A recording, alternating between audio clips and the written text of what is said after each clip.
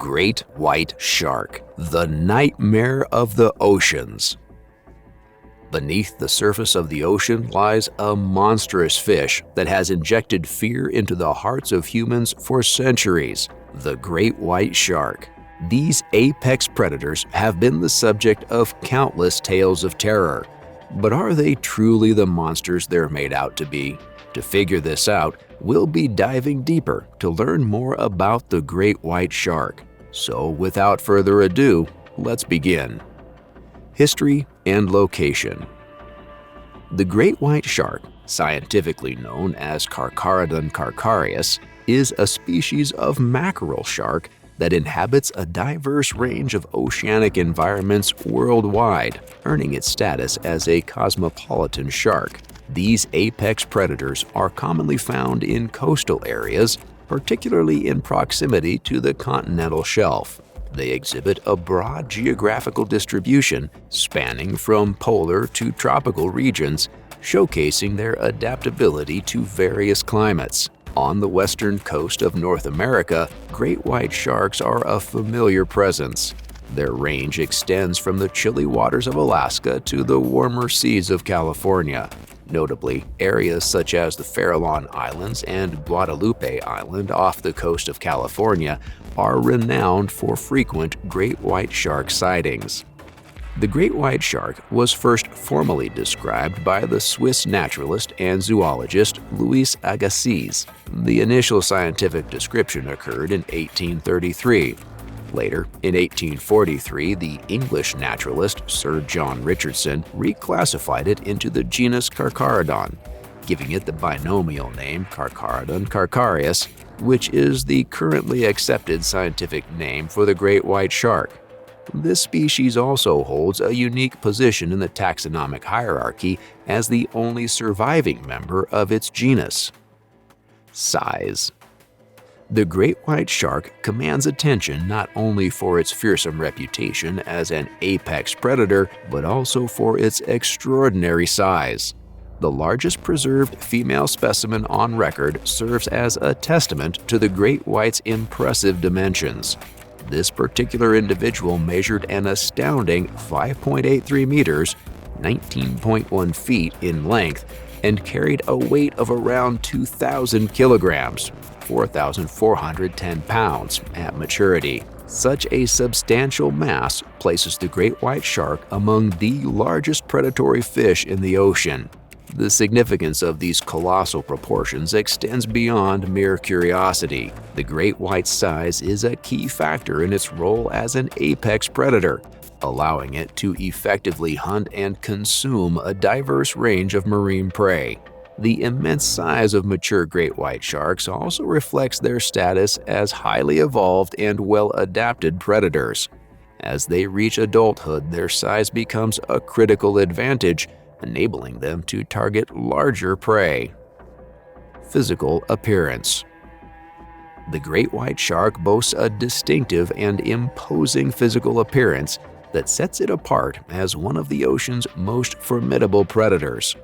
With its robust and streamlined body, the great white is designed for efficient navigation through its aquatic realm. The body is characterized by a dark gray to bluish-black upper surface, providing effective camouflage from predators when viewed from above.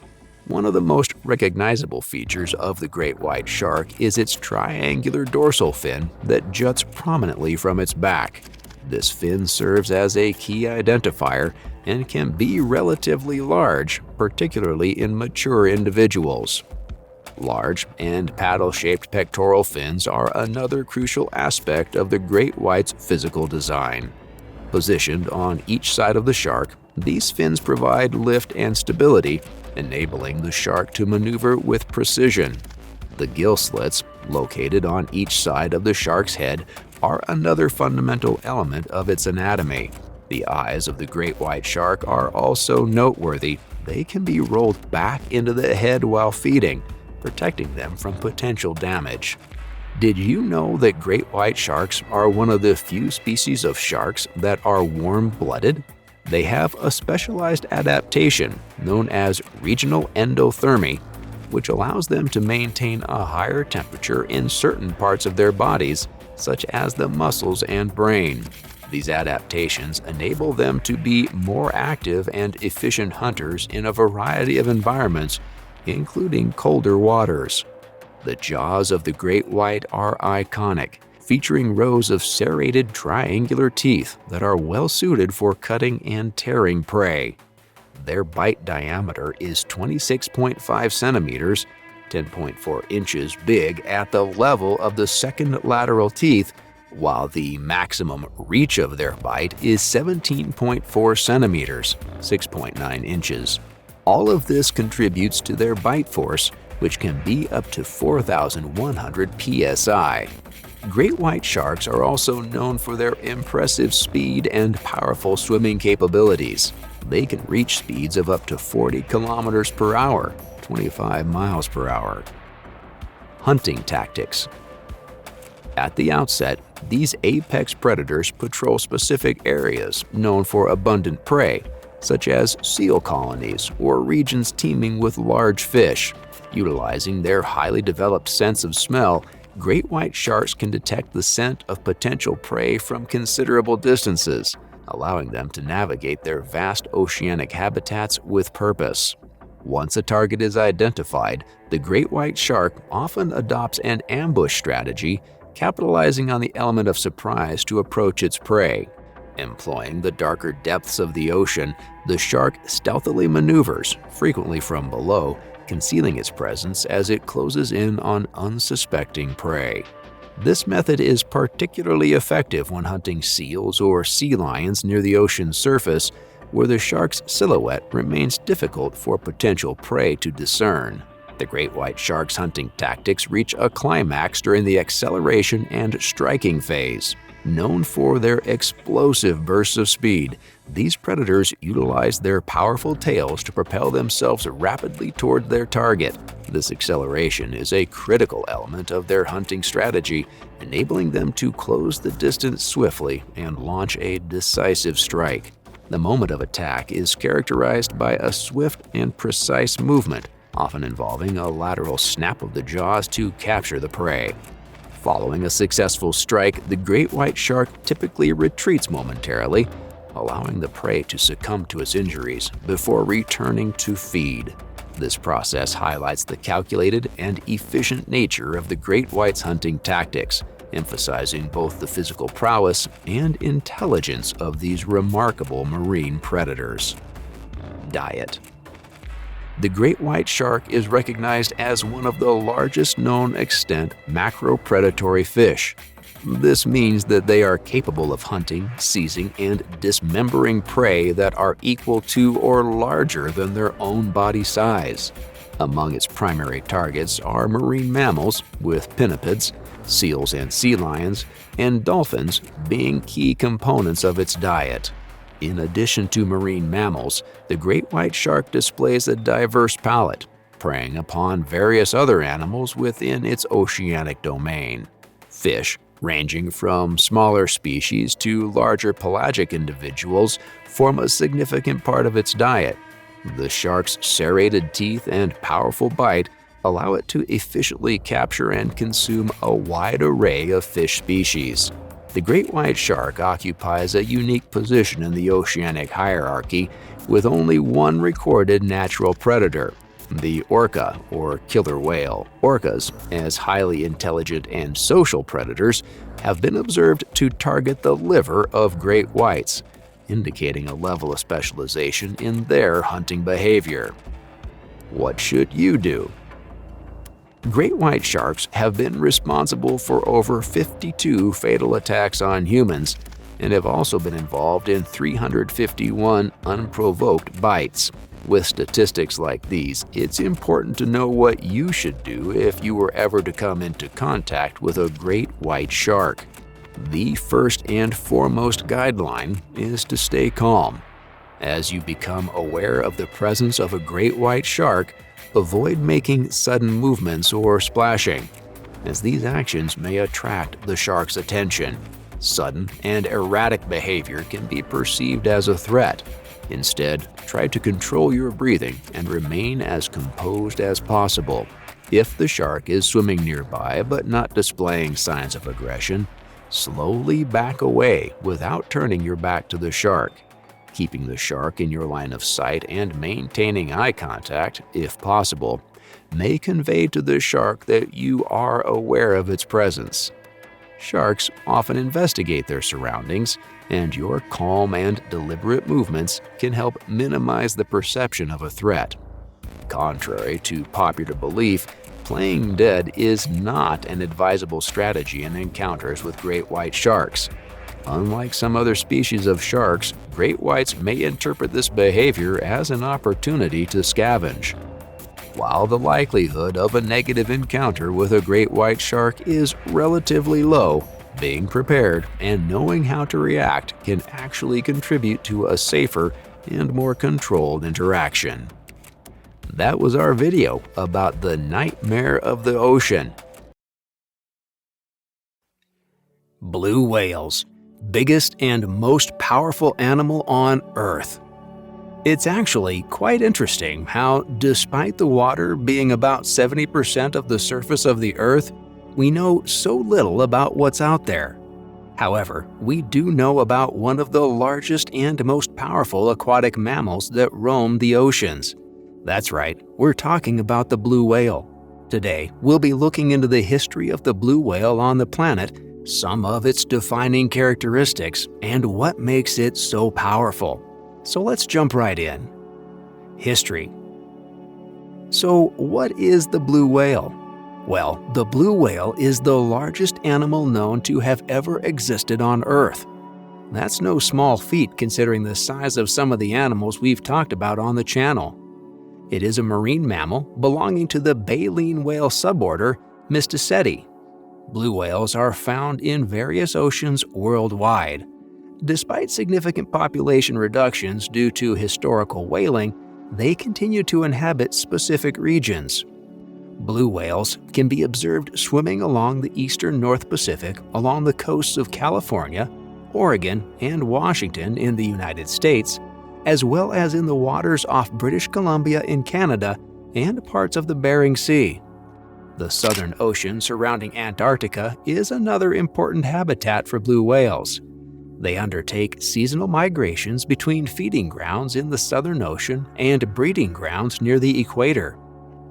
The blue whale lineage, known as rorquals, includes other large whale species like fin whales, humpback whales, and minke whales. Specifically, the blue whale is scientifically known as Balaenoptera musculus and has an interesting etymology behind its genus and species names. Balaenoptera translates to winged whale, while musculus can mean muscle or a diminutive form of mouse. The earliest published description of a blue whale can be found in Robert Sibbald's Phalenologia Nova. In 1692, Sibbald encountered a stranded whale in Scotland. And what's cool is, initially, blue whales were referred to as Sibbald's rorqual in honor of Robert Sibbald. While in Herman Melville's novel Moby Dick, the blue whale is referred to as sulphur bottom due to the accumulation of diatoms that give its pale underside a yellowish appearance, which we'll talk about later in the video. Size and weight.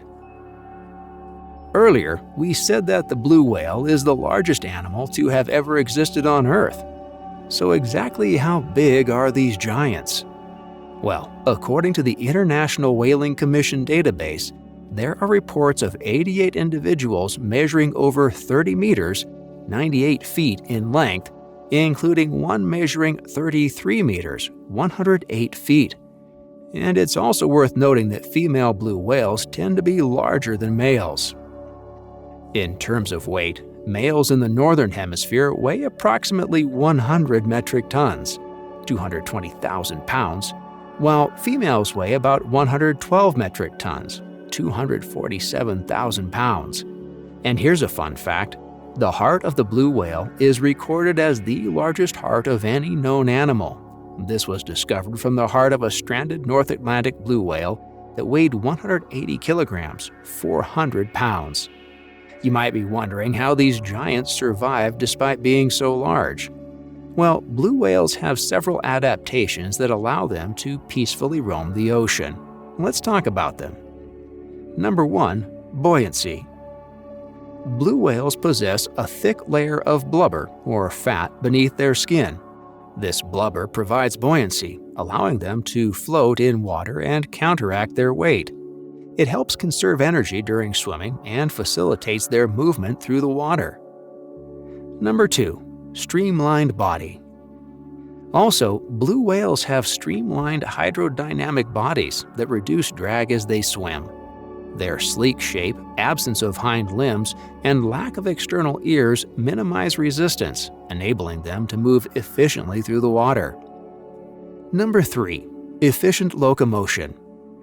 What's more is, with their powerful tails, known as flukes, whales generate thrust to propel themselves forward with relative ease.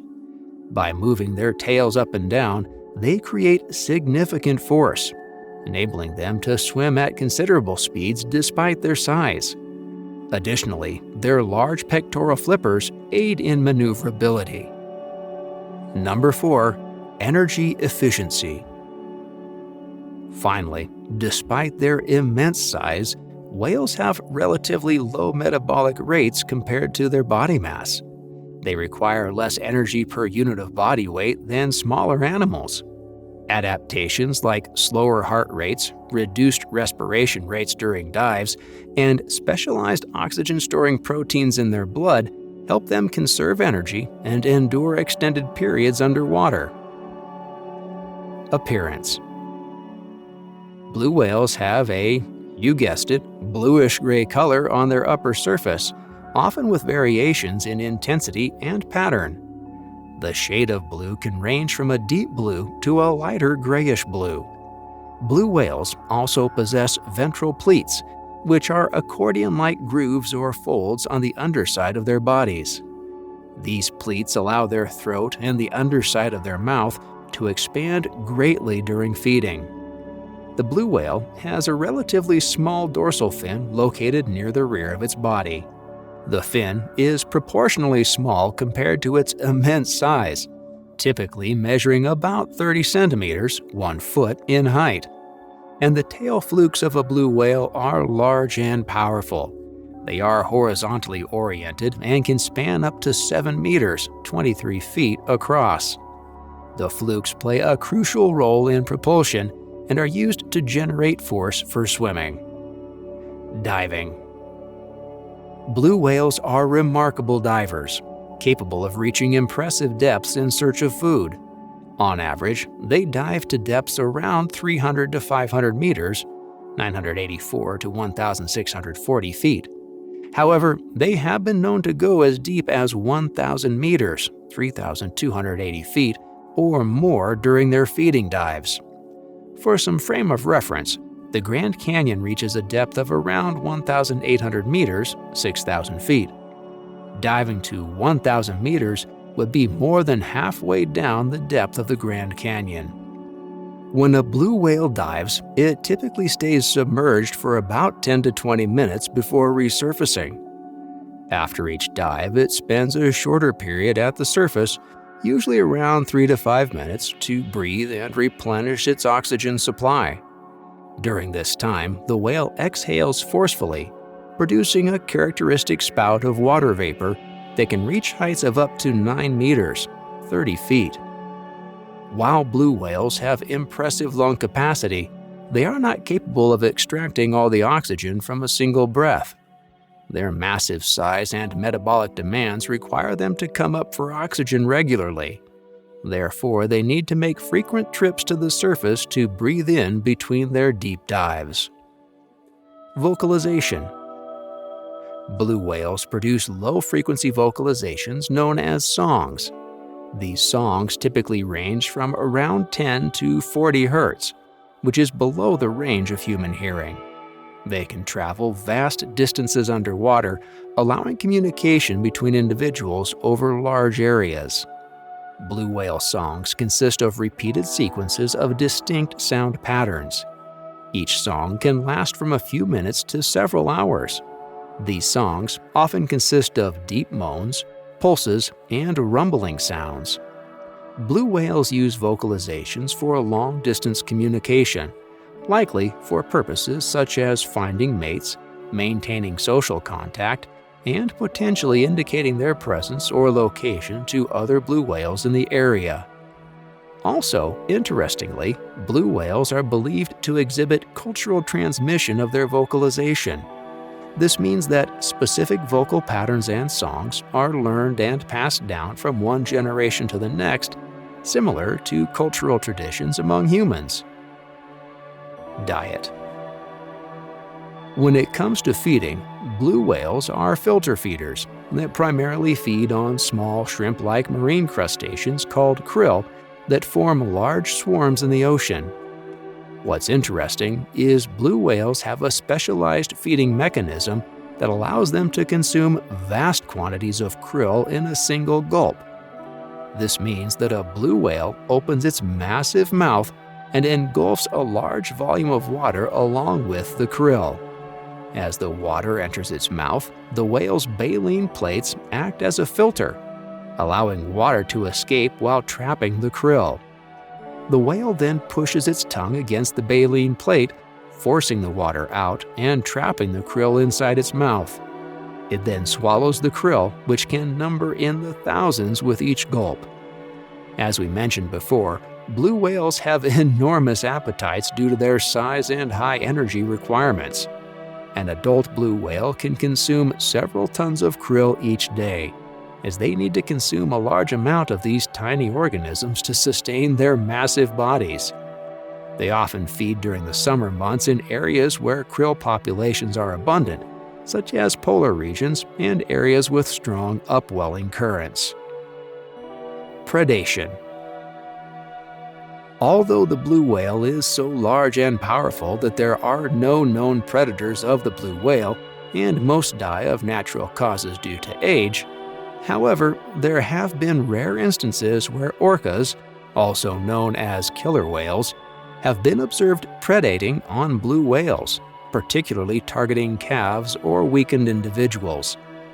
These interactions between orcas and blue whales are relatively infrequent and not fully understood, but do occur. In some cases, groups of orcas have been observed working together to isolate and attack blue whale calves or individuals that may be in a compromised state. They use their coordinated hunting strategies and strong social bonds to overpower and take down larger prey. Orcas, killer whales that kill the great white sharks. Orcas, or killer whales, are the largest of the dolphins and one of the world's most powerful predators. Orcas are often called killer whales, even though they almost never attack humans. In fact, the killer whale name was originally whale killer, as ancient sailors saw them hunting in groups to take down large whales. Smart and social, orcas make a wide variety of communicative sounds, and each pod has distinctive noises that its members will recognize even at a distance. They use echolocation to communicate and hunt, making sounds that travel underwater until they encounter objects, then bounce back, revealing their location, size, and shape. Males are bigger than females, but they vary in size and weight depending on the type of orca. The largest orca ever recorded was a staggering 32 feet, 9.8 meters long, and weighed 22,000 pounds, 10,000 kilograms.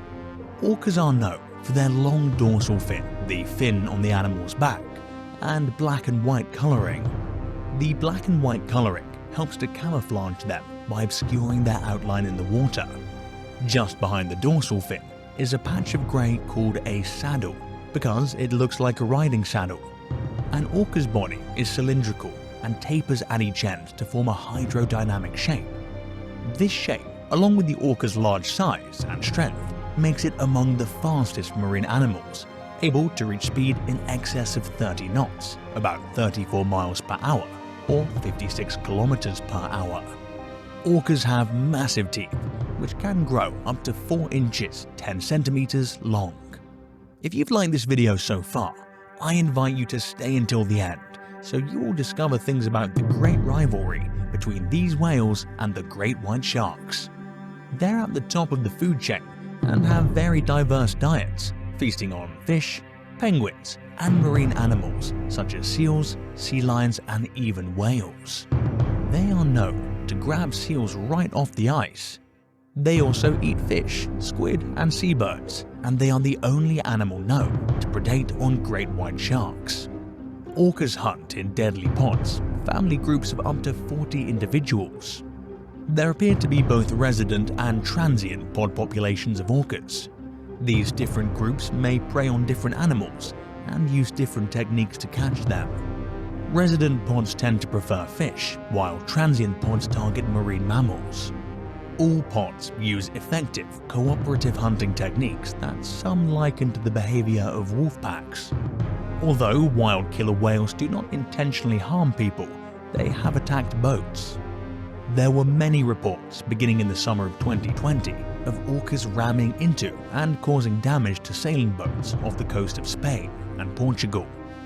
3 juvenile male orcas were involved in most of the attacks, and marine biologists investigating the incidents believe that the young males were playing with the boats by targeting the rudders and pushing the boats around. Orcas are the most cosmopolitan of all cetaceans, and after humans, are the most widely ranging mammal species on the planet. They are found throughout the world's oceans, from tropical to polar waters, though they are most common in cool, high-latitude waters where there's a high level of marine productivity. Depending on the population, orcas can be found from the surf zone to the open sea. Neither water temperature nor depth seem to have an impact on their range.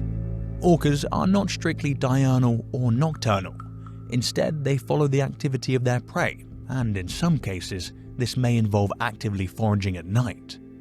In fact, foraging, socializing, and traveling can all take place at any time of the day or night. Orcas rest when they're tired, rather than following a specific daily routine. Female orcas give birth to a single calf, which they nurse for at least 12 months.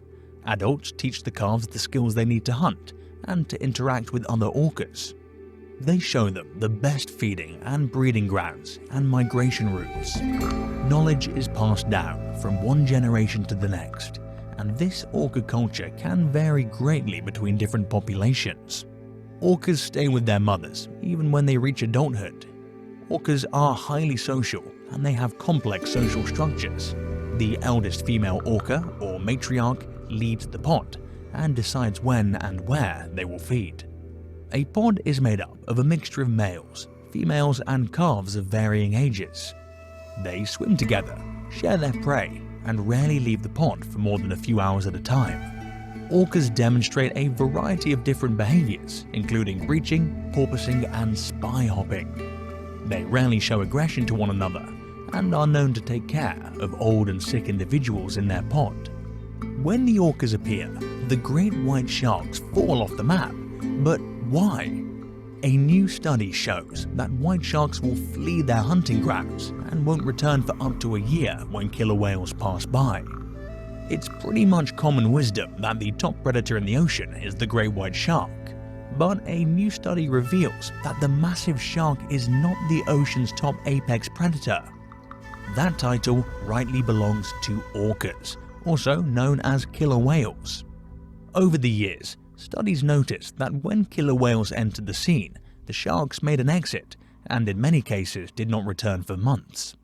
In particular, in 2009, the team radio tagged 17 sharks around Southeast Farallon Island in Greater Farallones National Marine Sanctuary, a marine and wildlife refuge off the coast of California. The sharks happily munched on young elephant seals in the waters around the island, which they regularly do between September and December. But when a pod of orcas entered the waters for just a couple of hours, the sharks hightailed it out of there, and most didn't return that season. After more research, what they found was a standard pattern. When orca whales entered the area, the sharks bolted from Southeast Farallon and nearby islands. So, why are the sharks, which can grow up to 18 feet long, so afraid of orcas? Young reports that most of what we know about white shark/orca encounters doesn't end well for the sharks. In 1997, during the first interaction ever recorded, fishermen near southeast Farallon witnessed a pair of orcas kill a young great white that tried to nose in on the sea lion they were eating. The orcas bashed him to death, then ate his liver. In 2017, 5 corpses of great white sharks washed up on the beaches of South Africa, all with their livers almost surgically removed. It was the work of orcas, which kill the sharks, then make a wound near the calorie-dense shark liver. They then squish the yummy treat out of the shark and leave the rest of the corpse. Researchers are beginning to understand how the instinct to avoid predators creates a landscape of fear and can have wide-ranging impacts on ecosystems. This new study shows that the concept also applies in the oceans. Giant squid, the nightmare from the depths. The ocean is teeming with all sorts of wondrous and fascinating animals, and given that we've only explored about 10% of it, there could be loads more to explore. One incredible creature we have discovered in the deep is an animal that wouldn't be out of place in a sci-fi horror film, a tentacled behemoth that inspired many a sea monster tale and gave countless sailors pause. Grab your scuba gear as we dive into the murky depths and pay a visit to the giant squid. We will explore everything there is to know about this amazing and often misunderstood animal, including how it lives, what it eats, and its potential threat to humans. Let's go. Introducing the giant squid. Sailors have been coming across large squids for as long as man has been sailing the world's oceans. Tales of gargantuan sea creatures with enormous tentacles are at least several centuries old. During those times, rumor mongers' imaginations ran wild, from sacred sea dragons to shipwrecking krakens or even the biblical Leviathan. Seafarers were convinced something monstrous was lurking in the depths. It wasn't until 1856 that Architeuthis, aka Chief Squid, got its official taxonomic name from Danish zoologist Japetus Steenstrup. Before that, the giant squid had also been documented as a sea monk because of how its sprawling tentacles resembled the long flowing robes of a clergyman. The giant squid belongs to the Architeuthidea family, the Architeuthoidae superfamily, and the Oegopsida order. Its higher classifications place it in the Cephalopoda class, along with cuttlefish and octopi, and Mollusca phylum. The Architeuthoidae superfamily is also home to the Neotithuidae family, which in turn has 5 genera and 5 species of squid. Notable cousins of the giant squid in this family are the Antarctic neosquid, Alluroteuthis antarcticus, and the ultra-rare Narroteuthis narcissi. The giant squid stands alone as the sole species in the Architeuthidae family, although some scientists argue there might be more. The animal is incredibly elusive, with living specimens having been filmed only a handful of times in the wild. Most encounters in modern times have been with dead squids that wash up on beaches. Giant squids reside deep underwater, far below the reach of natural light. Despite the best efforts of marine biologists, they remain one of the deep's closest guarded mysteries. Most of what experts claim to know is inferred from more documented species like the Humboldt squid, Dosodicus gigas, which is also known as the jumbo squid. What we do know for sure is that giant squids are massive beasts that live in all of the planet's major oceans. They are the second largest mollusk on Earth, behind the aptly named colossal squid, Mesonicoteuthis hamiltoni. Estimates based on discovered specimens indicate a maximum length of 38 to 43 feet, 11 to 13.1 meters, from the tip of the fins to the tips of the 2 elongated tentacles. The species is sexually dimorphic, with females being larger than males. Male giant squids are estimated to max out at 33 feet, 10 meters in length. Weighing in at a maximum of 606 pounds, 275 kilograms, females are heavier too. Males are estimated to have a maximum weight of 330 pounds, 150 kilograms. Again, these size estimates are based on the very few specimens that have been found and recorded accurately. Rumors of 60 and 70 foot long, 18 to 21.3 meter squids are not unheard of, but there is no evidence of such yet. The giant squid size has been attributed to abyssal gigantism, a phenomenon where deep-sea creatures grow to extraordinary sizes to conserve energy. Since food is so scarce, these animals grow bigger bodies for greater energy stores. Other creatures that have undergone this gigantism are deep-sea worms and sea spiders, which are often much larger than their cousins in the shallows. A giant squid's body is made up of posterior fins or wings, a mantle, a water jet, a head with 2 eyes, 8 arms, and 2 long tentacles. The fins are used for swimming and steering, while the water jet, or siphon, is used to provide short bursts of propulsion. The squid sucks water into its mantle and ejects it from the jet for acceleration. The arms and tentacles are a squid's most versatile body parts, playing a role in swimming, steering, feeling, and grappling. Like with octopi, arms and tentacles are how the giant squid interacts with its surroundings and other animals. Also, like their cephalopod cousins, their limbs make up the bulk of their considerable length. Arms and tentacles are lined with hundreds of suction cups that use vacuum to gain and maintain grip. Each suction cup is rimmed with chitin serrations that resemble teeth. Experts agree that these serrations aid with holding onto surfaces. Observations made on the bodies of sperm whales, the giant squid's chief nemesis, show hundreds of scars and wounds consistent with the suction cups. Sperm whales are renowned for their love of giant squid, and they will dive to depths of over 2,000 feet, 610 meters or more, to battle them. While suction cups line the entire lengths of a giant squid's arms, they are mostly concentrated on the ends of the tentacles. These ends, known as clubs, are somewhat thicker than the rest of the tentacles and are made up of 3 parts: the carpus, manus, and the dactylus. These club parts are also known as the wrist, hand, and finger, respectively.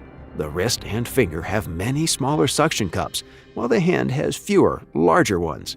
Generally, an adult squid has suction cups that range between 0.7 to 2 inches, 1.8 to 5 centimeters. Like all squids, the giant's limbs converge at the base of the head and surround a beak and mouth. The beak, which is very similar to that of a parrot, is very strong and used to incapacitate prey and deliver nasty bites to rivals during a fight. The squid also boasts some of the largest eyes in nature, with each peeper measuring up to 11 inches, 28 centimeters. Not much is known about them, but the way squids have been documented to track objects in the water indicates strong eyesight. Big eyes are likely an evolution to pick out light in the murky depths. We haven't established whether giant squids have full-color vision.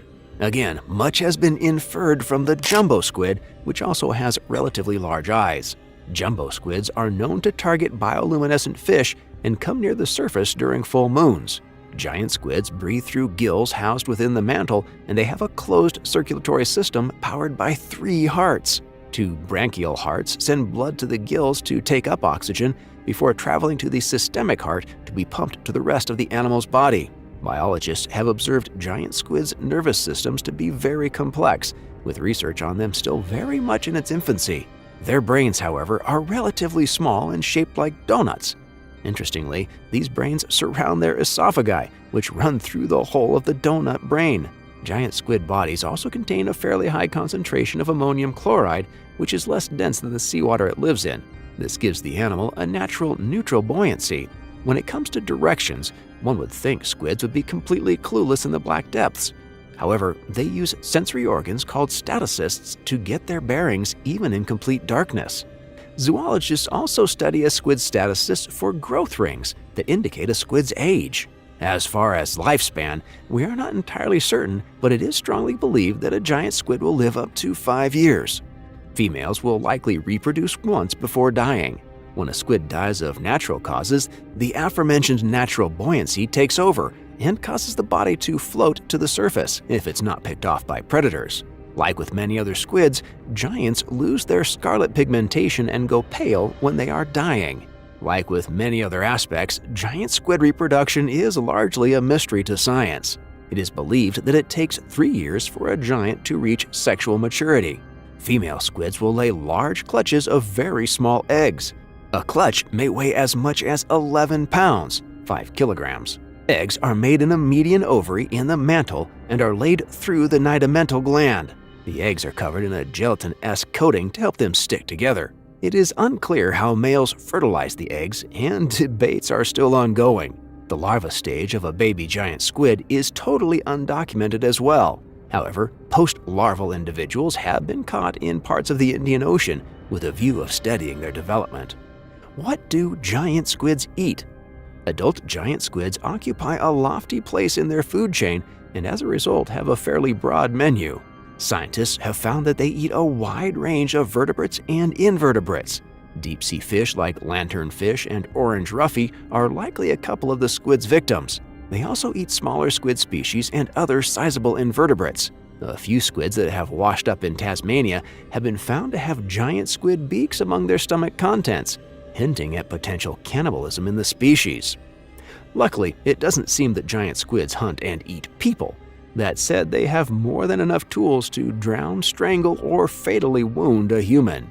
What eats giant squids? Very few animals have the nerve or stomach capacity to take on a fully grown giant squid. However, there is one animal that has honed the art of hunting them: the sperm whale.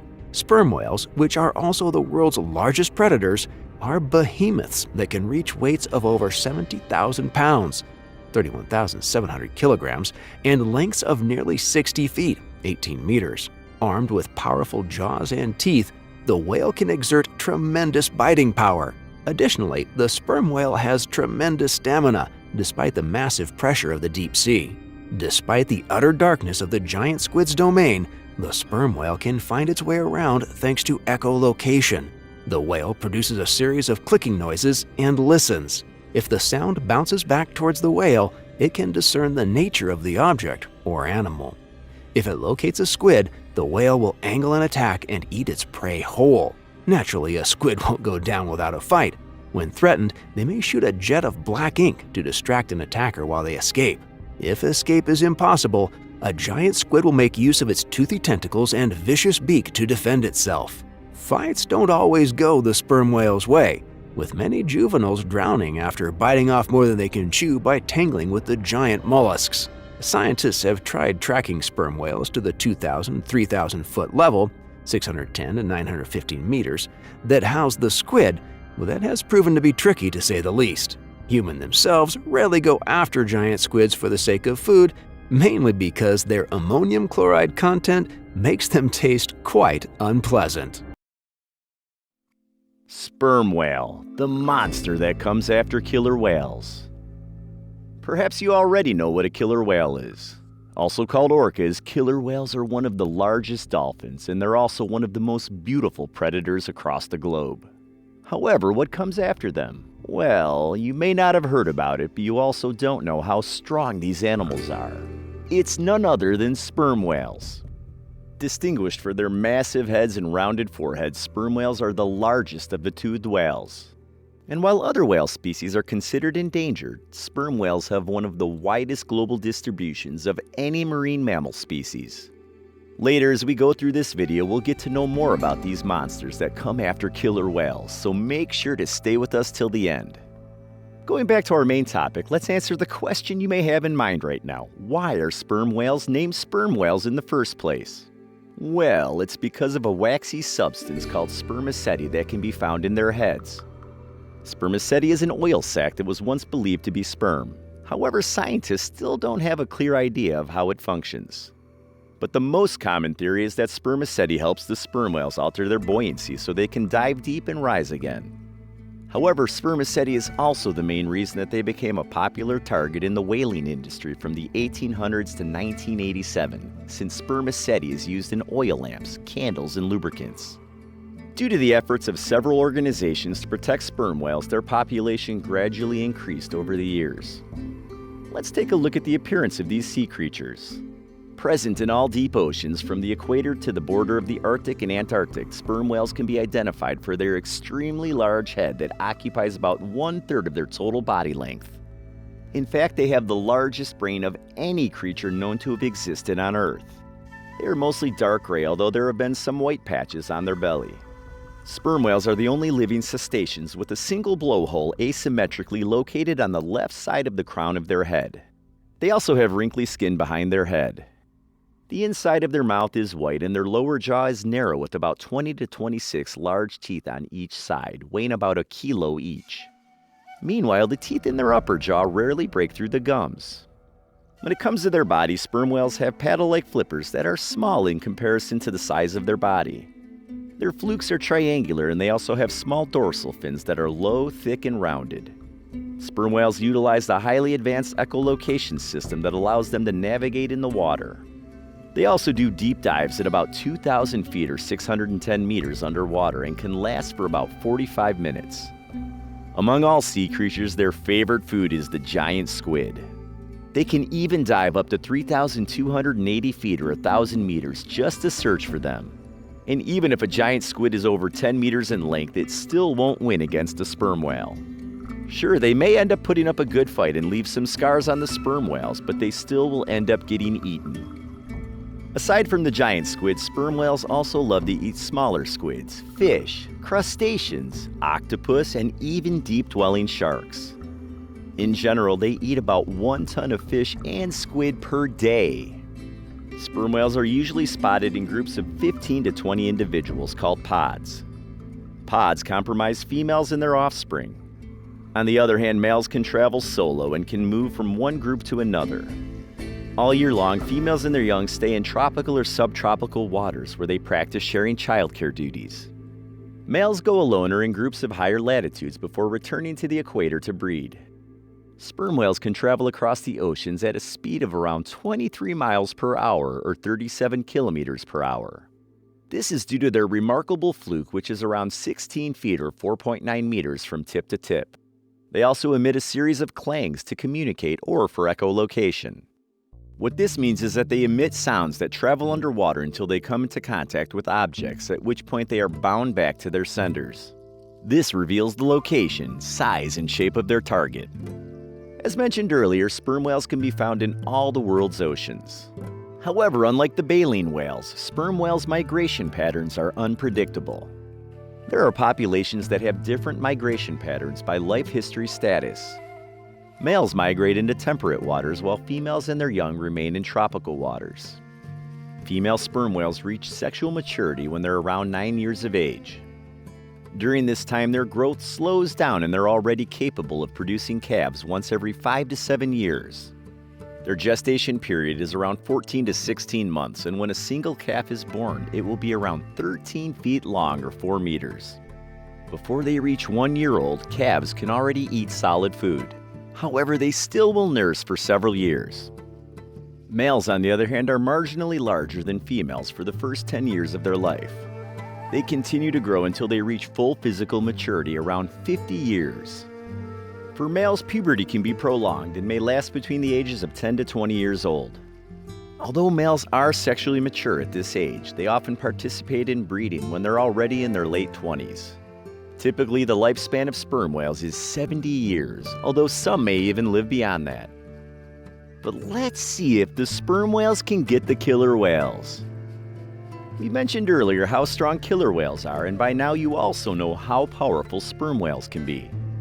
But since both of these sea creatures forage for the same food, what happens when the two fight over a morsel of food in the ocean? Before that, let's briefly talk about some important factors that differentiate these two from one another. First is size. Sperm whales are definitely much larger than killer whales. Killer whales are faster than sperm whales. These sea creatures can move up to 30 miles per hour or 49 kilometers per hour in the water, and they can also maintain that speed for a while. On the other hand, sperm whales have an average speed of 4 miles per hour or 6.4 kilometers per hour, but they can burst at around 23 miles per hour or 37 kilometers per hour. When it comes to defending themselves, both killer whales and sperm whales have similar approaches. Female and young sperm whales are most likely to live in groups, so it's hard for their enemies to kill them. In addition, their size protects them from being attacked. On the other hand, killer whales live in groups as well, and their speed enables them to escape from potential danger. Here, sperm whales have better defense than killer whales. Now let's talk about their offensive capabilities. Sperm whales have 3 advantages. First, they have 60 massive teeth. Second, they have huge tails that can kill other sea creatures in a single hit. And third, their clicking sounds can stun prey. Meanwhile, killer whales also have strong teeth and tails, but their size allows them to be more agile. So while the sperm whales have better offensive capabilities, killer whales are able to utilize their weapons more effectively. Overall, a lone sperm whale can be victorious over a killer whale in a one-on-one fight. Perhaps the only way for a killer whale to win is to bite the sperm whale non-stop while dodging its counterattacks. However, it doesn't mean that it'll be an easy fight for the sperm whales either. Since their teeth and jaws aren't great for biting and tearing animals, it will take time for them to win over the killer whales. In addition, their tail strikes may not be too effective since killer whales move pretty fast. Most probably, the encounter will end when the killer whale escapes, realizing it can't win over its enemy. And there you have it, all the information you need to know about sperm whales, the monster that comes after killer whales. Giant Pacific octopus, one of the smartest ocean animals. The giant Pacific octopus is a color-changing, brainy, beautiful invertebrate that can disappear in the blink of an eye. Masters of disguise, these creatures seem to have magic tricks that keep on amazing us. In this video, we're going to take an in-depth look at giant Pacific octopuses and why they are considered one of the smartest ocean animals. So, without further ado, let's begin. Giant Pacific octopuses are brainy invertebrates. Giant Pacific octopuses have proven that they are brainy invertebrates, both in nature and in labs. These sea creatures are known to leave their den and travel far away to hunt before returning to the same den. This proves that they have incredible spatial memory. In addition, giant Pacific octopuses also possess a working memory. This can be proven by leaving their den to travel in one direction on the first day, then moving to a new direction on the second day, and so on. This style of hunting utilizes their working memory to keep track of both how to go home as well as where they previously hunted. Giant Pacific octopuses have also been tested in the lab to determine the level of their intelligence. These sea creatures have successfully solved puzzles and mazes, unscrewed jars, and played with Rubik's Cubes, among others. They are also known to distinguish various shapes, which proves that they are really intelligent, as they lack automatic shape analyzers in their brains, which means that their capability to differentiate shapes is out of pure learning. Another behavior that proves that giant Pacific octopuses are intelligent is by playing. An octopus played with an empty pill bottle by shooting a stream of water on it using her siphon until the bottle flew toward the filter of the aquarium. Then the filter system will push the empty pill bottle back toward the direction of the octopus, and then she will do the same action once more. The octopus did this repeatedly for about 20 times just for fun. Then, after around 3 to 4 days, she lost excitement and interest in the empty pill bottle. This only shows that they utilize upper-level thinking. They are curious about what the item is and what they can do with it. In captivity, giant Pacific octopuses also display their personalities and emotions. Some are bold, others are shy. Some are frightful, others are hostile. When they are starving, these invertebrates are found to invert their bodies and position their suckers upward in the shape of a bowl, as if a human begging for food. If they aren't fed, they will swim back while turning into a bright red color, which is thought to be their expression of anger. But how did the giant Pacific octopus become intelligent? Let's dig a little deeper into the scientific explanation behind this. The giant Pacific octopus's brain and nervous system are where its intelligence originates. Their brains, which are protected by cartilaginous craniums, are composed of 64 lobes. What makes them more incredible is that throughout their entire existence, their brain grows not only in size but also in cell numbers.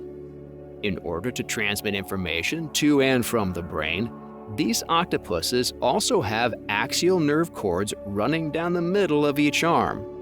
A circular nerve cord located at the base of their mantle connects each of their 8 axial nerve cords.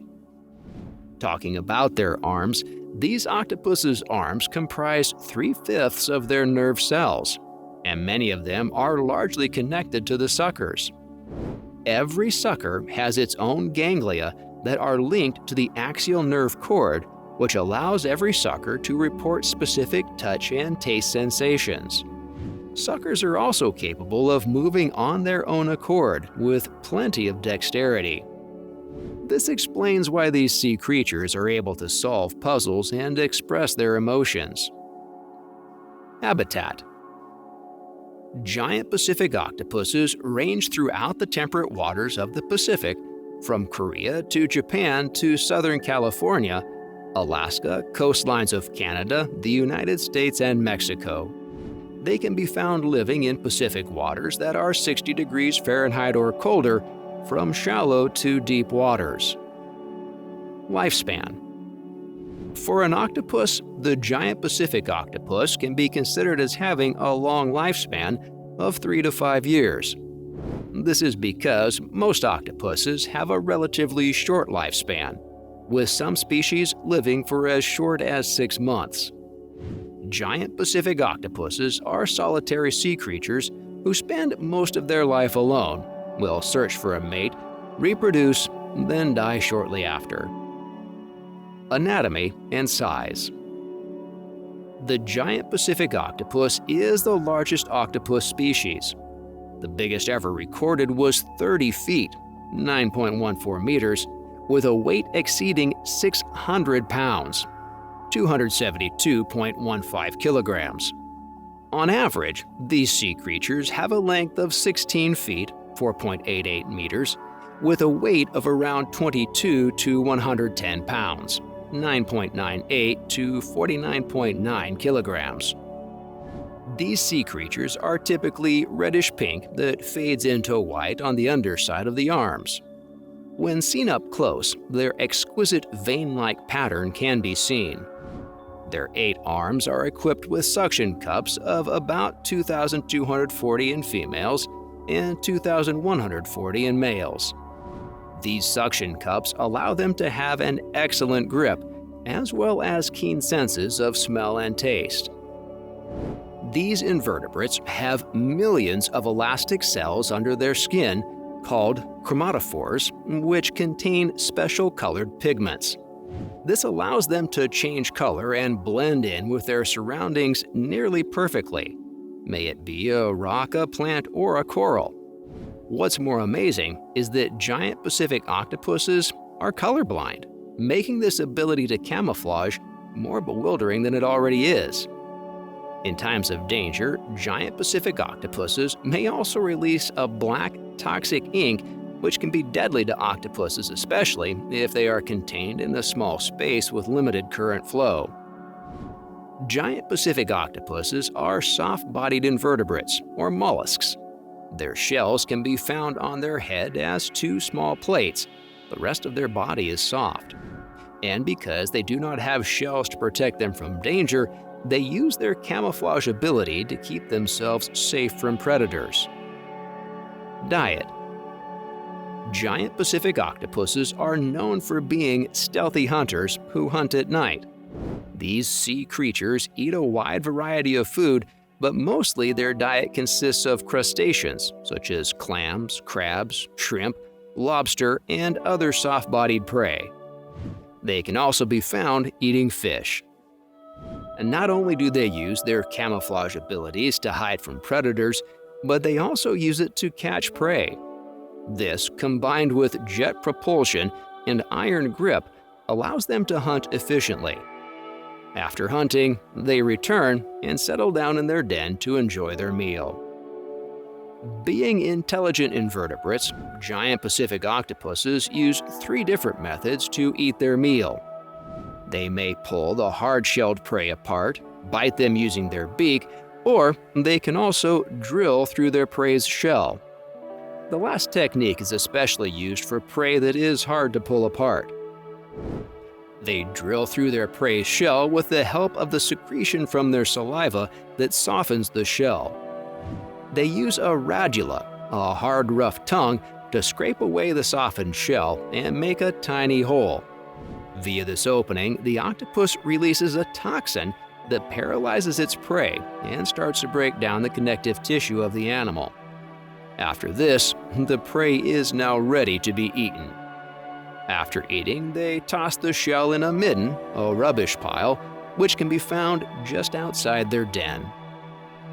Reproduction. During mating, males will pass a spermatophore into the female's mantle. A few weeks after mating, they will die. Meanwhile, 40 days after mating, females will search for a rocky den where they will lay a maximum of 100,000 eggs in long strands. For 6 to 7 months, they will stay with the eggs, protecting them from predators and keeping them clean. During this time, they will dedicate their life to tending their eggs, causing them not to eat, which makes them starve until it costs their lives. When hatched, the young octopuses, which are about the size of a grain of rice, will float as plankton near the ocean's surface before they go down to the ocean floor and grow. While males and females die after breeding, females live long enough to tend their eggs. They will die shortly after hatching their eggs. Fin whale, the sleek giant of the ocean. Nature has this uncanny ability to leave one truly awestruck and lost for words. From stunning landscapes to vibrant plants and raging seas, there are many amazing sights to enjoy in the natural world. But seeing the glossy, smooth skin of one of the world's rarest and largest mammals emerging from the dark depths of the ocean ranks high upon any list of wondrous sights. Long persecuted by a bloodthirsty industry, the fin whale is making a strong comeback from the brink of extinction. So we've decided to talk about this less heralded cousin of the blue whale. So sit back, relax, and enjoy as we explore everything there is to know about the amazing fin whale. Let's get started. Fintroductions. The fin whale is a large baleen whale species found in most of the world's oceans. It goes by many names in many languages around the world, but is more commonly known as the common rorqual or finback whale. Taxonomists refer to it as Balanoptera physalis. There are 2 subspecies. The first is Balanoptera physalis, or the northern fin whale, which is native to the waters above the equator. The other is Balanoptera physalis koyi, aka the southern fin whale, which dwells in the seas of the southern hemisphere. The 2 display enough social and reproductive differences to be classified as distinct species. Fin whales are in the same family and genus as the blue whale, Balanoptera musculus, which is the largest animal ever documented. As a close relation of such a behemoth, you would think that the fin whale would be pretty big too, and you would be spot on. In fact, the fin whale is the second largest whale species and the second largest animal on Earth. The largest recorded specimen was 85 feet long from lip to tail. Based on average weight to length ratios for the species, this particular whale was between 170,000 pounds and 179,000 pounds. However, average size is about 2/3 of this particular behemoth, which is still huge. Females are larger than males, with an average length of 72 feet and an average weight of just under 50 tons. Males are 69 feet long on average and hover between 40 to 45 tons. A typical specimen is light gray meets light brown with a very pale underbelly. This neutral coloration is solid camouflage against predators from above and below. Despite its size, the fin whale is a relatively gentle giant that is occasionally preyed upon by the ocean's meaner residents. The whale's body is proportionally longer than any other whale, an adaptation that helps this baleen feeder pierce through schools of fish and krill. It is quite weirdly shaped, even for a baleen whale, and is characterized by the extra long ridge behind the dorsal fin. This dorsal ridge or finback is the source of the whale's name. Like other baleen whales, the finback whale has a filtration feeding system that engulfs vast volumes of krill, squid, fish, or scuba diver-filled seawater in its mouth. The whale then pushes the water out of its mouth through the bristle-like baleen plates, leaving whatever was in the water on the brink of being swallowed. Luckily for you and me, baleen whales are not designed to eat things as large as a person. Despite their massive bulk, baleen whales have small esophagi suited for the small animals they pursue. However, you can still be engulfed whole before being spat out, which could be simply traumatic or severely dangerous. However, when it comes to encounters with humans, the fin whale has been a clear second best.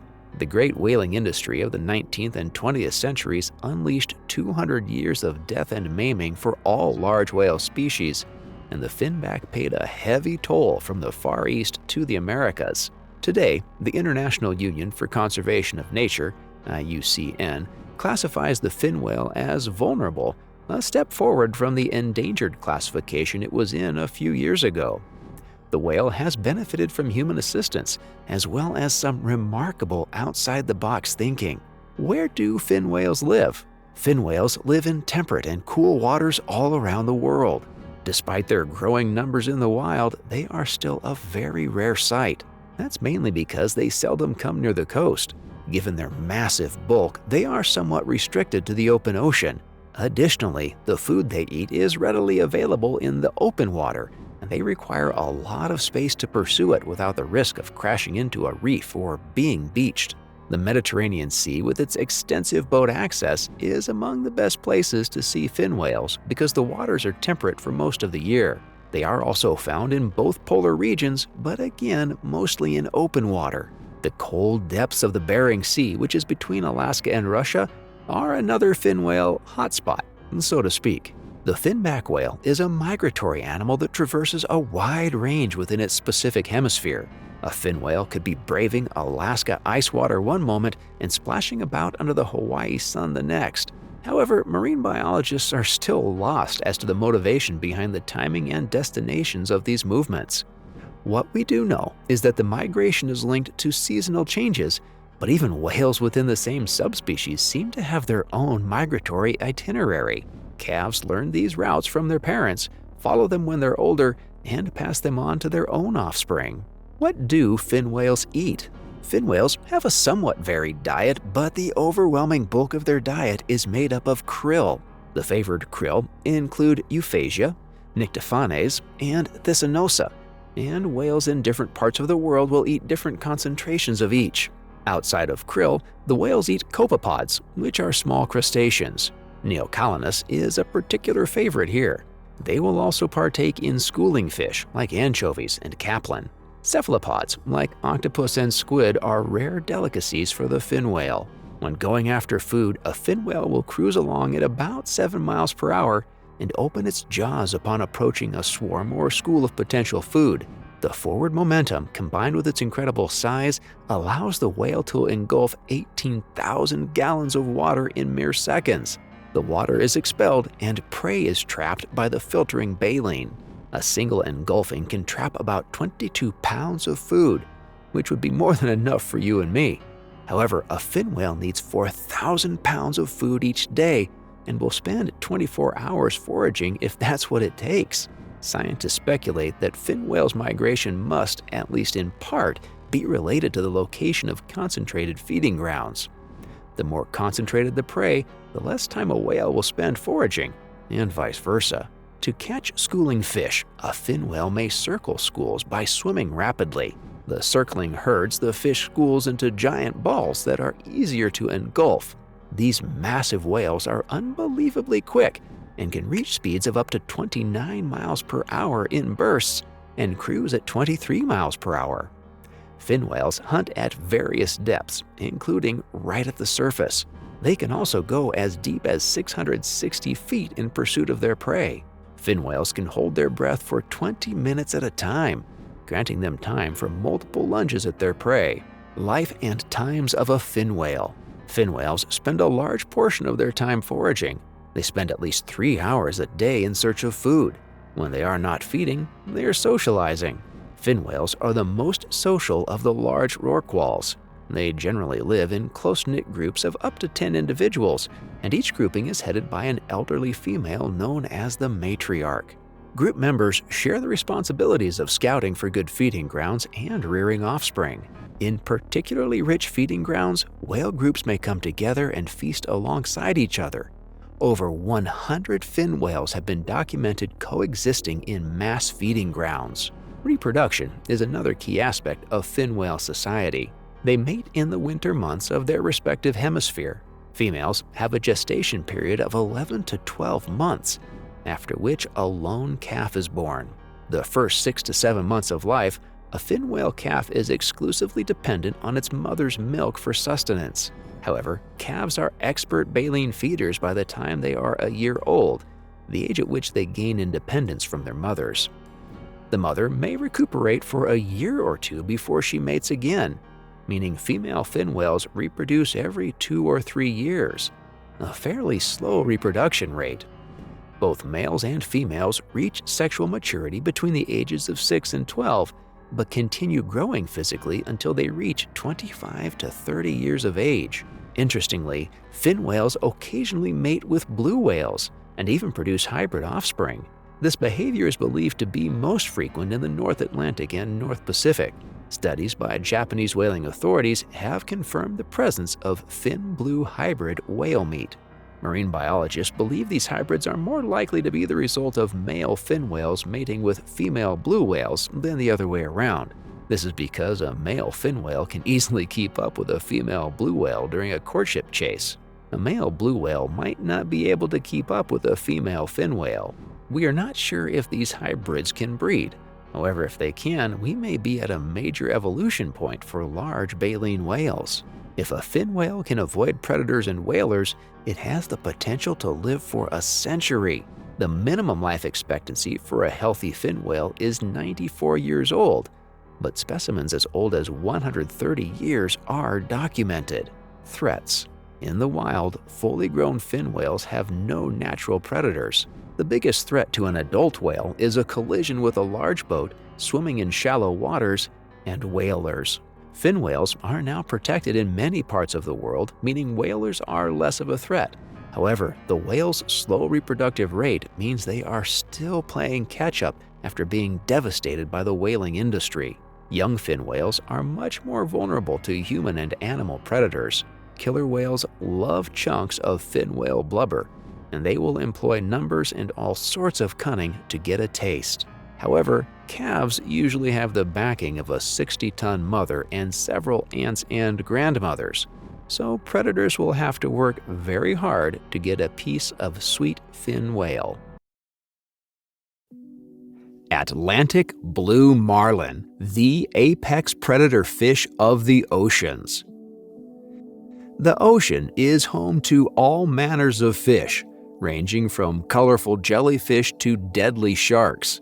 However, in this vast ocean, one fish species stands out as the world's largest, fastest, and most recognizable fish, the Atlantic blue marlin. That's why in today's video we will dive deeper into the world of this amazing fish, from its incredible biology and hunting skills to its role in the marine ecosystem. So, without further ado, let's begin. History and location. The Atlantic blue marlin, scientifically known as Machaira nigricans, is actually a highly sought-after species of billfish. This fish can be found in both the western and eastern Atlantic Ocean. Its range extends from approximately 20 degrees north to 20 degrees south latitude, encompassing regions such as the Gulf of Mexico, the Caribbean Sea off the coast of West Africa, and parts of the Mediterranean. The Atlantic blue marlin is a pelagic species, which means it predominantly inhabits the open ocean rather than coastal areas. In the open ocean, the Atlantic blue marlin is known for its ability to dive to significant depths, often exceeding 1,000 meters, 3,280 feet. The genus Machaira, to which the blue marlin belongs, is actually derived from a combination of ancient Greek and Latin words. Specifically, it draws from the Greek term Machaira, which translates to a short sword or bent dagger. This choice of nomenclature reflects a profound connection between the physical attributes of the blue marlin and the imagery of a sharp-bladed weapon. Historically, for the people of the Bahamas, the blue marlin holds a special place in their maritime heritage. Traditionally, fishing has been a vital aspect of Bahamian culture, providing sustenance and economic opportunities for coastal communities. The blue marlin, with its prowess as a game fish, has long been respected by local fishermen and enthusiasts alike. Its challenging capture has become a celebrated sport, drawing anglers from around the world to the Bahamian waters. As a result, the blue marlin has come to symbolize the spirit of adventure and the vibrant marine heritage of the Bahamas. The presence of the blue marlin on the coat of arms of the Bahamas further emphasizes its significance. The coat of arms is a visual representation of the nation's identity, history, and values. The inclusion of this iconic fish serves as a powerful emblem representing the strength, resilience, and natural beauty of the Bahamian archipelago. Migration patterns. One of the most notable aspects of the blue marlin's migration is its seasonal movement. During warmer months, these majestic fish tend to inhabit surface waters, particularly in tropical and subtropical regions. As the seasons change and ocean temperatures fluctuate, they embark on extensive journeys in search of optimal conditions. This cyclical movement reflects their adaptability to changing environmental cues. Reproduction also plays a pivotal role in the migratory behavior of blue marlins. Breeding grounds, characterized by warm and nutrient-rich waters, serve as focal points for these creatures. The availability of prey is another driving force behind the blue marlin's migratory behavior. As opportunistic feeders, they closely track the movements of migratory fish species. These patterns align with the seasonal migrations of their prey, ensuring a reliable and abundant food source for the blue marlin. Intriguingly, blue marlins are also capable of undertaking extensive long-distance migrations. Some individuals have been observed traveling thousands of miles within a single year. These significant journeys are fueled by a combination of factors, including the search for optimal feeding grounds and the pursuit of suitable breeding areas. The ability to cover such vast distances speaks to the species' remarkable navigational abilities. A significant factor influencing the migrational patterns of blue marlins is their sensitivity to water temperatures. They exhibit a preference for waters within a specific thermal range, typically between 21 to 30 degrees Celsius, 70 to 86 degrees Fahrenheit. Appearance. In terms of appearance, one of the most impressive aspects of the Atlantic blue marlin is its sheer size.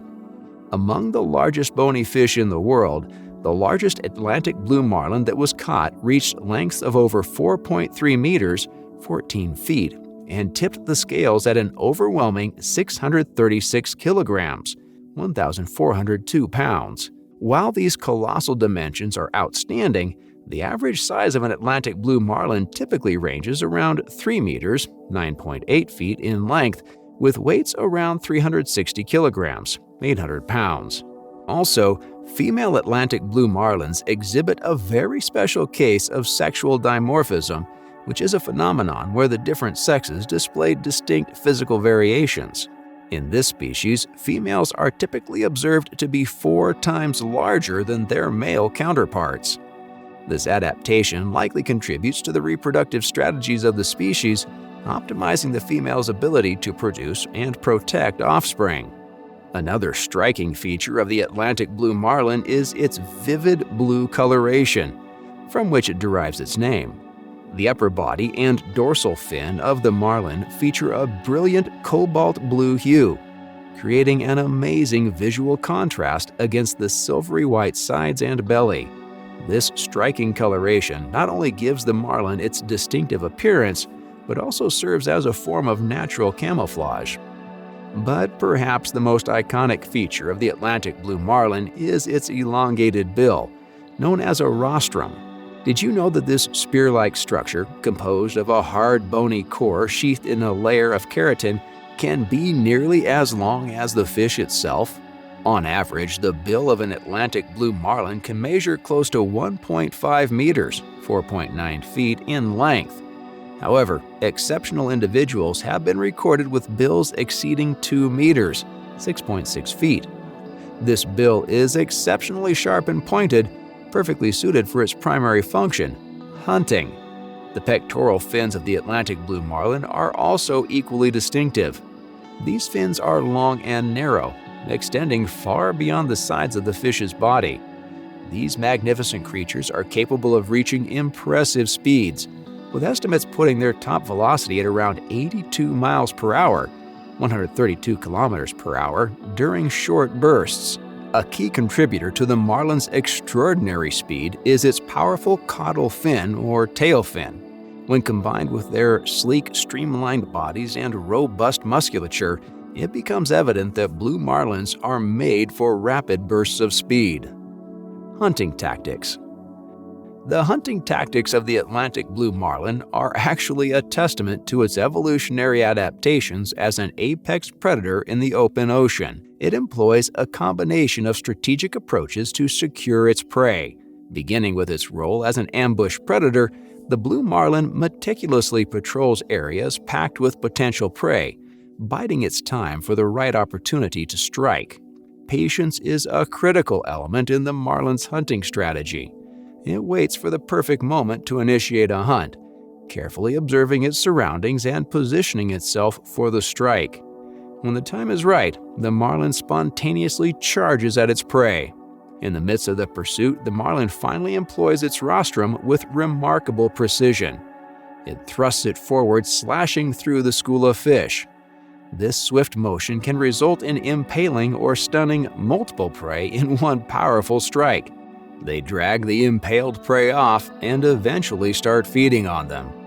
Also, in certain scenarios, particularly when pursuing larger prey or groups of fish, blue marlins may engage in cooperative hunting. This collaborative effort involves the coordination of tactics to corral and disorient their quarry. This behavior highlights the marlin's intelligence and adaptability as hunters, showcasing their ability to work together effectively. Diet. We've talked about the hunting tactics of the Atlantic blue marlin, but what types of fish make up their diet? Well, these formidable creatures primarily feed on a variety of smaller pelagic fish species, along with cephalopods like squid. Mackerel, particularly species like Spanish mackerel, are a common prey item for blue marlins. Their fast and agile movements make them a suitable target for the marlin's hunting tactics. Additionally, tuna species are also a favored choice. The powerful swimming abilities of tunas provide a challenging chase for the marlin, showcasing their exceptional predatory skills. Squid also constitutes a significant component of the blue marlin's diet. These cephalopods are abundant in many oceanic regions and are known for their high protein content. The marlin's capacity to capture and consume squid demonstrates their versatility in prey selection. While these are the primary prey items, blue marlins exhibit adaptability in their diet, allowing them to thrive in varying ecological conditions. They can adjust their feeding behavior to exploit different prey availability scenarios. Humpback whale, the acrobat of the sea. I'm sure most of you know what breaching is, but for those that don't, breaching is when most or all of a whale's body leaves the water in the form of a massive jump, and one whale species does this more than any other. We're of course talking about the humpback whale. Let's get right into it then. History. First, let's start with some background on the humpback whale, shall we? Well, the humpback whale is a baleen whale and one of the largest rorqual species. Humpbacks are usually found in oceans and seas around the world. They have a wide distribution, inhabiting both the northern and southern hemispheres. During the summer months, they migrate towards the poles to feed on rich, cold water areas. In the winter, they travel towards the equator for mating and breeding in warmer waters. In total, these whales typically migrate up to 16,000 kilometers, 9,900 miles each year. In the aforementioned regions, humpback whales are known to prefer nearshore and offshore waters, including coastal areas, bays, and fjords. They are commonly found in areas where there is an abundance of their primary food source, which is primarily krill and small schooling fish such as herring and sardines, but we'll talk more about that later in the video. In terms of discovery, the Swedish botanist and zoologist Carl Linnaeus first described the humpback whale in his book Systema Naturae in 1758.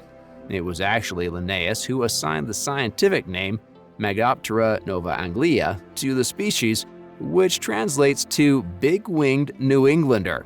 This name reflects the species' large pectoral fins and its occurrence in New England waters, where humpback whales were frequently encountered during the time of Linnaeus.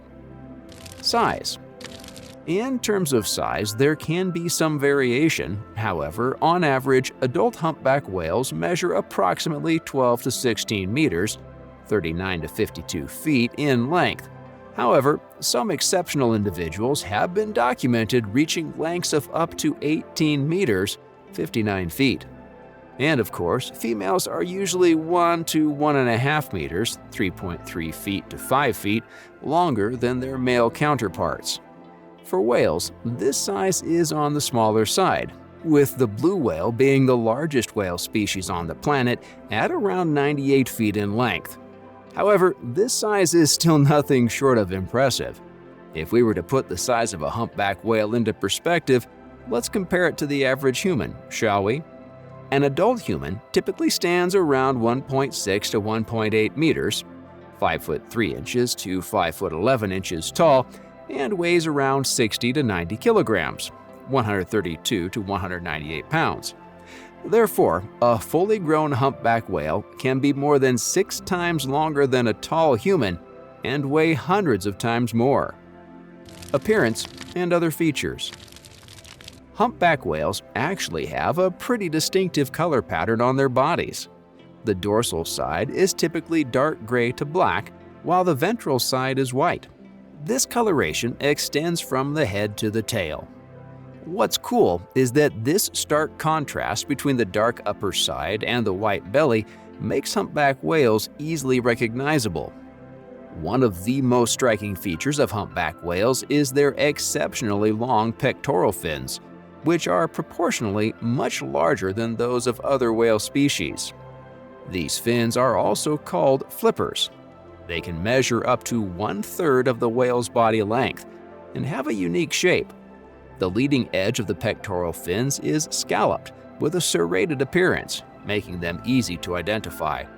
Also, along the ventral side of a humpback whale's throat, there are a series of grooves or pleats known as ventral pleats.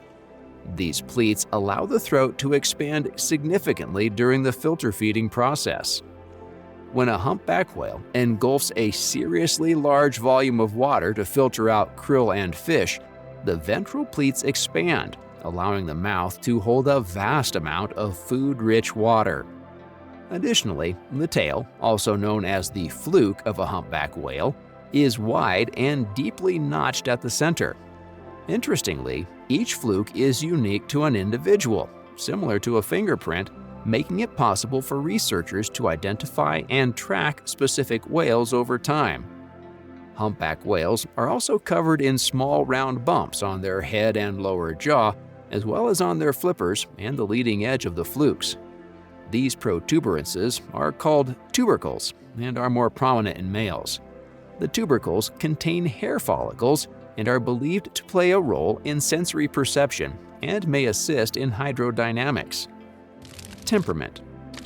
Humpback whales are actually considered to be curious, gentle, and non-aggressive animals. They are often curious about boats and human activity, sometimes approaching vessels to investigate or play. Their behavior towards humans has led to numerous close and positive interactions between the two species, with humpbacks sometimes displaying friendly behaviors like mugging, where they approach boats closely without showing signs of distress. Humpback whales are also social animals and can be found in various group structures. Mothers and calves form close bonds, with the calves often staying close to their mothers for up to a year before becoming more independent. Adult humpbacks form temporary associations and groupings, which can change over time and vary depending on their location and activity. Communication.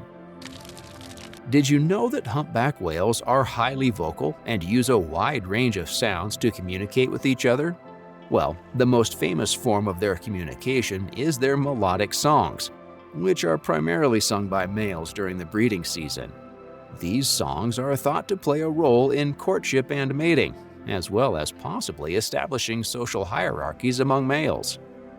Apart from songs, humpback whales use a diverse repertoire of other sounds, such as clicks, whistles, and grunts for various communication purposes. These sounds help them coordinate group activities, warn of danger, find food, and maintain social bonds. They also use physical displays like breaching, tail slapping, and flipper slapping, which can convey information to other individuals and may serve as a means of non-vocal communication. These vocalizations of humpback whales span a frequency range from 100 Hz to 4 Hz, with harmonics extending beyond 24 kHz, which is beyond the ceiling of a human's ability to hear. These mesmerizing sounds can travel vast distances, reaching at least 10 kilometers (6.2 miles) underwater. Males are known to sing for varying durations, with the length of their songs ranging from 4 to 33 minutes, depending on the region. In the waters of Hawaii, humpback whales have been observed vocalizing for an astonishing 7 hours at times. Culture and learning. There is growing evidence which suggests that humpback whales have a form of culture. Cultural transmission refers to the passing of behaviors and knowledge through social learning from one generation to another. Humpback whales are known for their intricate songs, and these songs are an example of a cultural aspect within their populations. Each population or group of humpback whales has its unique song that evolves and changes over time. The songs are learned from other individuals within the group and are not instinctual, as they vary between different populations. Acrobatics. Finally, let's end it off with what makes the humpback whale stand out amongst the rest: the acrobatics. Starting off with breaching. Number 1. Breaching. Breaching is perhaps the most iconic and dramatic behavior of humpback whales. It involves the whale propelling its massive body out of the water and then crashing back down with a resounding splash. This maneuver attracts people from all around the world to come and witness the greatness of breaching that can be done in different ways, such as a single breach or multiple leaps in quick succession. The reasons behind breaching are not entirely clear, but it is believed to serve multiple purposes, including communication, play, and possibly the removal of parasites or irritants from the skin. Number 2. Tail slapping. Lob-tailing. Tail slapping, also known as lob-tailing, is another impressive behavior where the humpback whale raises its massive tail fluke above the water's surface and forcefully slaps it back onto the water. The loud sound created by the impact can be heard from a considerable distance. Like breaching, tail slapping may serve as a form of communication or play. Number 3. Pectoral fin slapping. Humpback whales have exceptionally long pectoral fins, and they use them for various behaviors, including slapping the water's surface. The pectoral fin slapping involves the whale raising one or both of its fins out of the water and then slapping them on the surface. This behavior might also be a form of communication or play. Number 4. Spy hopping. Spy hopping is a behavior where a humpback whale raises its head vertically out of the water to look around above the surface.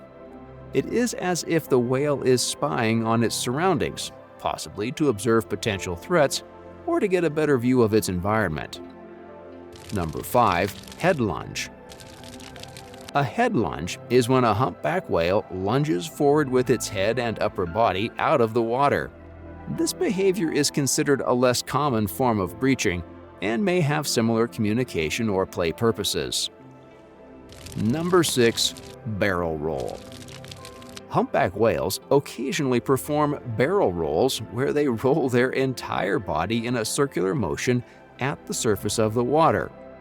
During a barrel roll, the whale can be seen exposing different sides of its body, making it a visually captivating maneuver.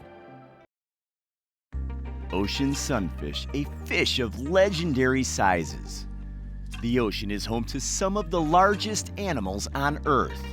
From the giant manta ray, which can grow up to 30 feet or 9 meters long and weigh over 6,600 pounds or 3,000 kilograms, to the blue whale approaching 100 feet or 30 meters in length and 100 tons in weight.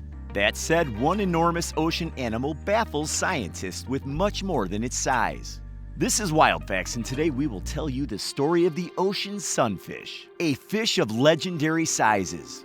We're going to cover everything from its habitat and size to unique features like mucus-covered skin and beak-shaped teeth. Before we start, consider subscribing to our channel and clicking the notification bell so you're the first one to see our new video.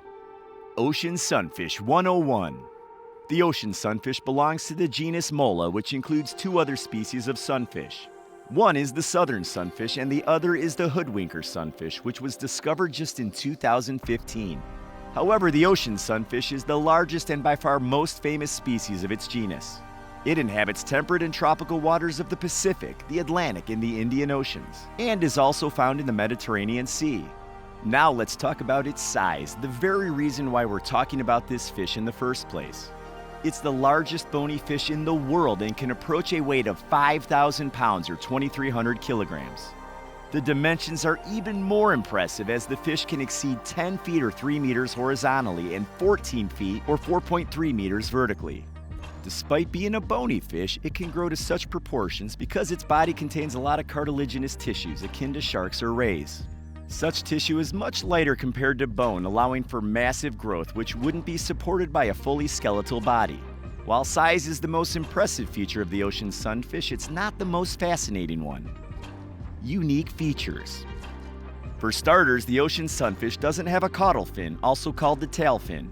In its place, the fish has what's called a clavis, which acts as a pseudo-tail, helping the fish to steer while swimming. While lacking the tail fin, the ocean sunfish has 2 enormous fins, one dorsal and one ventral, or posterior and anterior. Such verticality results in the flat oval body shape of the fish. A body composition like that doesn't make the ocean sunfish one of the fastest swimmers. It's estimated that its cruising speed is just about 2 miles per hour or 3.2 kilometers per hour, with specimens swimming about 16 miles or 26 kilometers per day. However, unique fin placement allows this fish to breach as far as 10 feet or 3 meters out of water. One such breaching attempt is recorded to injure a 4-year-old boy that was walking on the deck when suddenly the ocean sunfish leaped out of the water and landed on the boat. Anyways, another fascinating characteristic of the ocean sunfish is its teeth. Yes, this giant monster has teeth, but they're fused into beak-like form, stopping the fish from fully closing its mouth. In addition to that, it has what's called pharyngeal teeth, which are located at the back of the throat. Such teeth are usually found in fish that lack teeth. The abnormalities regarding the ocean sunfish don't end here. It has really thick skin, some specimens reaching 3 inches or 7.6 centimeters in this department. What makes the skin even more unique is its incredibly abrasive sandpaper-like structure. Some divers have terribly injured their hands after attempting to pet the ocean sunfish without wearing gloves. What is more, the entire surface of this fish is covered in a copious amount of dense mucus. It's speculated to kind of act as a sunscreen, protecting the fish from harmful UV rays and bacteria. Now, as you might know, most bony fish species have a swim bladder which allows the fish to control buoyancy and prevents them from raising to the surface of the water. Well, as we've already established, the ocean sunfish is a peculiar fish with many unique features, one of them being the lack of a swim bladder. Instead of that, it actually has a layer of jelly under its skin which helps the fish to control its buoyancy. Not only that, but scientists speculate that inside its organs, the ocean sunfish contains tetrodotoxin, the same neurotoxin which is abundant in pufferfish, making them so dangerous to eat. It shouldn't be that strange considering that the ocean sunfish is a distant relative to species of pufferfish, branching off from the common ancestor about 70 million years ago. These fishes belong to the same order, and the closest genetic link is even more noticeable in the fry of the ocean sunfish. The babies of ocean sunfish look like miniature versions of pufferfish. Talking of fry and babies, this species of fish knows how to make them. Females can produce as many as 300 million eggs at once. That's 3 with 8 zeros, and the most out of any vertebrate animal. Obviously, only a small fraction of the eggs become fish, but juvenile ocean sunfish specimens exhibit a strange behavior of schooling. In other words, they group up together in search of food, while adult sunfish are living solitary lives. Talking of food, the ocean sunfish is a carnivorous predator, searching for food at all levels of the ocean water, from the surface to the bottom. It eats a wide range of prey, including fish, salps, crustaceans, squid, and jellyfish. If you're wondering how it can eat a jellyfish without being stung, the answer is simple. Just as the fish has a mucus on the surface of its skin, it has a mucus-like layer of jelly beneath its skin. So it has a mucus lining in its stomach, protecting it from jellyfish stings. However, the ocean sunfish isn't protected from something else. Parasite problem. The common name sunfish comes from the fact that this fish is commonly sighted at the surface of the water, seemingly enjoying the warmth of the sun. It results in many false sightings of sharks, as people mistake the huge dorsal fins of the ocean sunfish for an enormous shark. However, instead of enjoying the sun, the ocean sunfish goes to the surface of the water to attract gulls. Not to chit-chat, but for seabirds to feed on the parasites that have infected its body. Various parasites are incredibly abundant in most specimens of ocean sunfish. Scientists have recorded parasites belonging to over 40 different genera having made the ocean sunfish their home. The situation is so bad that the parasites themselves have parasites. The reason for this parasite problem is related to the mind-boggling size of the fish. The humongous body of the ocean sunfish is like an entire metropolis for various parasites to reside in. That said, parasites aren't the biggest threat to this species. Natural predators. Despite its humongous proportions, the ocean sunfish still has several formidable predators, including bigger sharks, orcas, and even sea lions. However, the fish is too big even for the biggest predators of the ocean to be eaten entirely. As a result, it's a common occurrence that orcas or sea lions simply rip off one of the fins of the ocean sunfish, letting it go. While they enjoy securing a sizable snack, the ocean sunfish starts slowly sinking to the bottom of the ocean. It simply can't support its weight in water using a single fin. Eventually, the injured ocean sunfish ends up at the seabed, where it gets slowly consumed by sea anemones or starfish. However, the biggest threat to the ocean sunfish is us, humans. While it's considered a delicacy in some East Asian cuisines, it isn't consumed widely, so fishermen aren't actively hunting these fish. That said, the enormous size of the ocean sunfish makes it one of the most frequent bycatches. They get stuck in drift gill nets, which are aiming to catch other fish. Some reports estimate that ocean sunfish make up as much as 90% of the total catch of swordfish fisheries. One fishery in South Africa reportedly caught about 340,000 specimens of ocean sunfish in a single year. While fishermen release accidentally caught ocean sunfish, they're usually injured and end up meeting their end not long after. And it's a pity, because this species is the gentle giant of the ocean, and it never actively preys on humans. Actually, quite the opposite, as it's been reported that some ocean sunfish have become accustomed to divers at popular diving spots. Several specimens have been reported to come and welcome the returning groups of divers. That's it for today's video. Thanks for watching. Don't forget to leave your thoughts and suggestions for future videos in the comments section down below. If you enjoyed watching, subscribe to our channel and check out our previous videos. Until next time.